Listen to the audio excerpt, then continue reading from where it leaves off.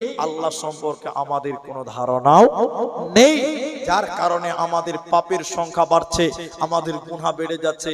নবী মুহাম্মদুর রাসূলুল্লাহ বলুন সাল্লাল্লাহু। বুখারী শরীফের কিতাবুন নিকাহ প্রথম হাদিস, হাদিসের রাবী হযরতে আনাস।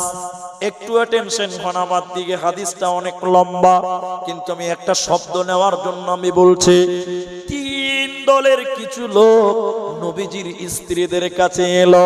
তিন দলের কিছু লোক নবীজির স্ত্রীর কাছে এসে বললেন, ইয়াসআলুনা আন ইবাদাতিন নবী সাল্লাল্লাহু আলাইহি ওয়াসাল্লাম।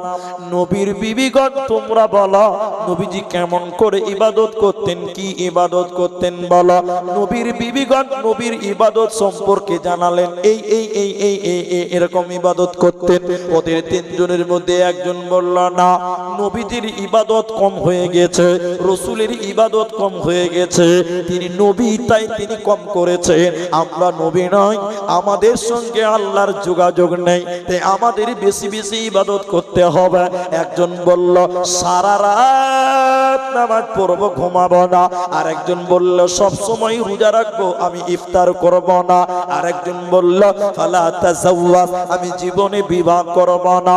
বিশ্ব নবী এলেন, আল্লাহর নবী যখন বাড়িতে এলেন, নবীর বিবিগণ বললেন, নবী গো, তিন দলের কিছু মানুষ আপনার ইবাদত জানার জন্য এসেছিল।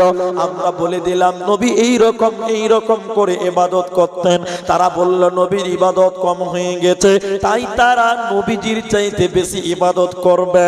একজন বলল, সারা রাত নামাজ পড়বো, ঘুমাবো না। একজন বলল, সব সময় রোজা রাখবো, আমি ইফতার করব না। আর একজন বলল, আমি বিয়ে করব না, সংসারের ঝামেলাতে আমি যাব না। নবীজি তাদের কাছে গিয়ে বললেন, তোমরা কি সেই তিনজন ব্যক্তি বলো, তোমরা